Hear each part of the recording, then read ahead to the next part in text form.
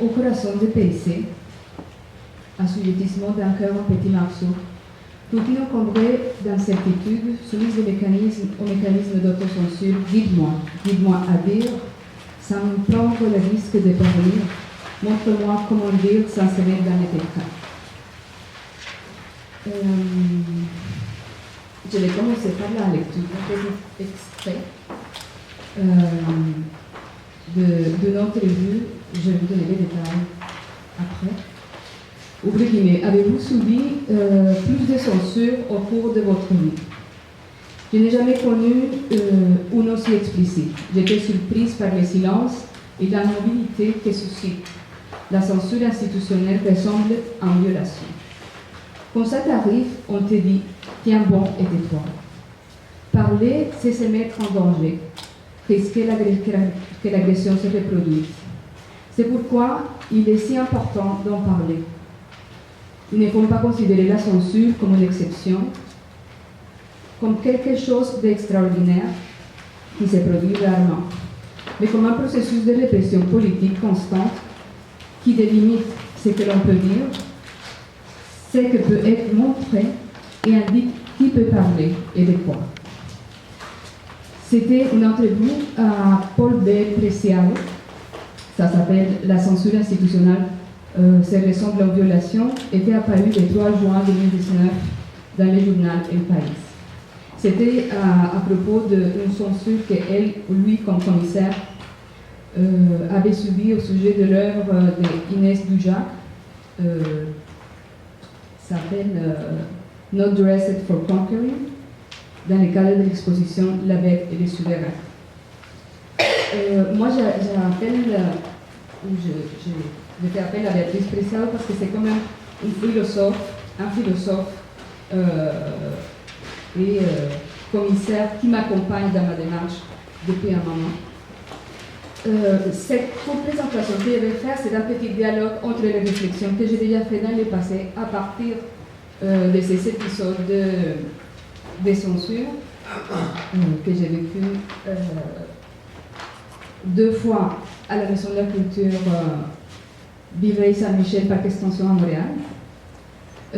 J'ai eu 2 occasions de prendre la parole et une 3e dans la vidéo qu'on a utilisée pour cette exposition et qui fait que la réflexion se développe. Alors, moi, ça m'a attiré l'attention dans l'entrevue qu'on parlait de violence, quand on parle des censures, et je voulais comme, en quelque part, personnaliser de quelle façon je comprends cette violence dans ces cas qui m'étaient arrivés. Alors, j'essaie de chercher des synonymes de violence, et dans les mots qui apparaissent, que je peux sentir un peu de l'affinité. C'est curieux, mais il y a une certaine brutalité dans le processus qui s'est vécu au complet, que je vais vous raconter comment c'était. Il y a la force, mais c'est l'imposition, je dirais l'imposition d'une force dans laquelle il n'y a pas de rapports qui sont égaux entre les parties, disons, qui font ces jeux de force, qui les utilisent. Il y a un sentiment par l'imposition de cette force de notre instrumentalisation de l'artiste, de la femme, de la personne migrée dans ces contextes. Il faut dire que cela relève ces cas-là d'un rapport entre la culture d'accueil et la culture, dans ces cas particuliers, latino-américaine. C'était les 2 fois, c'est passé dans le cadre d'un festival latino-américain, dans un quartier ou les quartiers où il y a le plus de diversité de culture à Montréal et je dirais au Québec. Alors, je vais ramener ça souvent, ce genre de rencontres et de négociations ou non-négociations. Il y a la question de se situer, quand on parle de violence, de se situer dans les rapports de victimes-victimaires. Et c'est sûr que ce sont des rôles où c'est pas par là que j'aimerais aborder les sujets. Mais en même temps, quand j'ai fait un bilan de ce que j'ai vécu dans différentes circonstances, l'effet de nier la question ou la place des victimes dans lesquelles je ne veux pas être associée, mais l'effet de ne pas, en quelque part, l'accepter, permet que certaines situations se reproduisent, que ce soit envers moi ou envers d'autres personnes. Premièrement. Deuxièmement, c'est sûr que ça a un impact au niveau de la santé, au niveau de la morale aussi. Alors, mais c'est quelque chose qui, quelque part, ça me hanche. Quand on parle de violence aussi, il y a la question de la sévice que j'ai pu expérimenter au moment où j'ai décidé, où j'exprimais mon désir d'établir un dialogue ouvert que j'ai trouvé nécessaire pour que les personnes ou l'équipe qui a pris cette décision de ne pas montrer ces œuvres-là puisse s'exprimer. Je me mettais en quelque part dans la position de dire peut-être c'est moi qui se trompe et peut-être que vous avez raison, mais dans ce cas il faut que lui il s'exprime, mais aussi que la communauté de laquelle il parle il s'exprime directement. Alors j'ai invité à la réalisation d'une table ronde que finalement, dans laquelle finalement,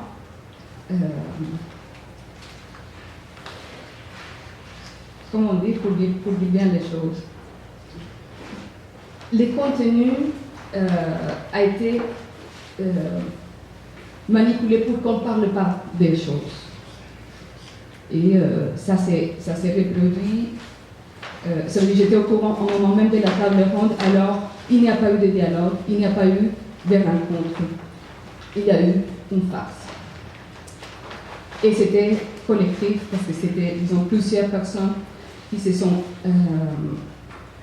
en quelque part, mis d'accord pour faire semblant qu'on se rencontrait pour parler de ça. Et alors voilà la trahison qui vient aussi du milieu ou des organisations qui devraient soutenir la diversité culturelle.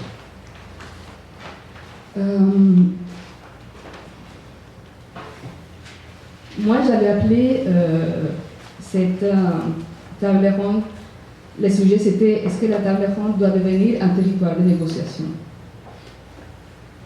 Pardon, est-ce que la salle d'exposition doit devenir un territoire de négociation? Et là, il y avait beaucoup de choses à dire.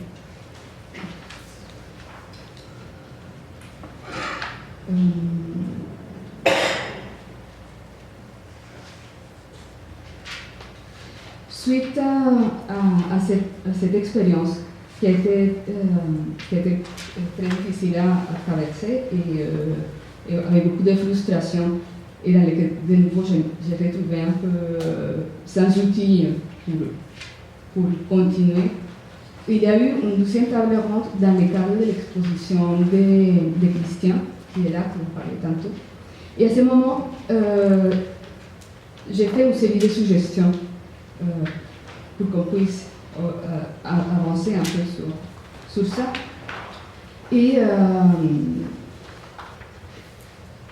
moi, je vais vous le lire. La première était de prendre conscience de la transparence que c'est nécessaire. On dirait que c'est évident, mais si on veut embarquer dans ce type de conversation, il faut qu'on soit absolument honnête, parce que sinon ça ne sert à rien. Deuxièmement, penser le rôle des diverses institutions culturelles et comprendre qu'elles n'opèrent pas de la même façon dans leur rapport avec les artistes, avec les commissaires, avec le public. Troisièmement, éclaircir les règles du jeu. Définir les paramètres qui vont déterminer le refus des œuvres d'art par les responsables administratifs de la salle. Mettre par écrit les règles du jeu. Par exemple, on refuse toute nudité dans les œuvres exposées dans ces salles de diffusion. 4. Informer. Donner à ces salles de diffusion exposition limitée un nom qui illustrera leur spécificité. Leurs limites à niveau de la diffusion, par exemple, salle de diffusion pour enfants, salle d'exposition contrôlée, sécurisée, salle d'exposition à contenu surveillé, limité, contextualisé. Intervenu, salle de diffusion sensible à la nudité, salle d'exposition accommodée, aménagée, adaptée à. Salle d'exposition harmonisée, par exemple, avec la communauté catholique. 5. Se méfier des arguments qu'utilisent une ou des communautés culturelles comme excuse pour imposer des restrictions, sans qu'elles aillent voix au chapitre pour se défendre, pour argumenter ou faire partie de la sélection. 6. S'il faut absolument transiger, il faut réfléchir à une forme de négociation sans hiérarchie qui donne la possibilité de parole et d'action égales à tous ceux et celles impliqués. 7. Il faut bien informer sur les rapports des enfants à la nudité. Je crois qu'on opère à partir d'une peur malsaine et je pense que certains responsables qui prennent des décisions pour les salles d'exposition improvisent avec leurs mesures de restriction d'une façon qui peut s'avérer nocive pour les enfants.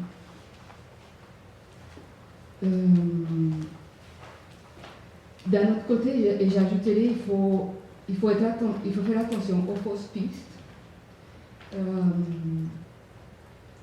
Je pense que dans cette urgence pour trouver des solutions de négociation et de rencontres,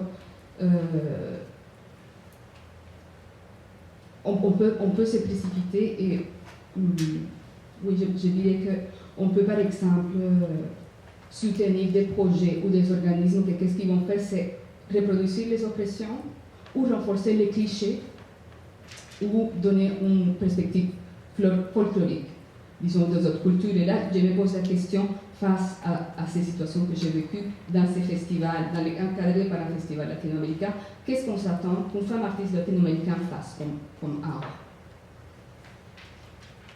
Et dernier point pour moi qui est important, c'est dans tout cet ensemble de sociétés, réfléchir à le statut de l'artiste et toutes ces autres personnes qui opèrent autour.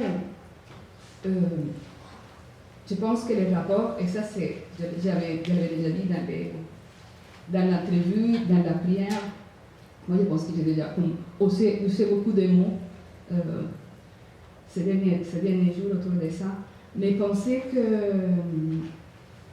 toutes ces autres personnes qui sont autour, comme les agents culturels, comme les personnes à l'administration, ne sont pas des autorités, et qu'ils devraient se penser comme des alliés des artistes. Je pense que j'ai déjà dit beaucoup. Merci.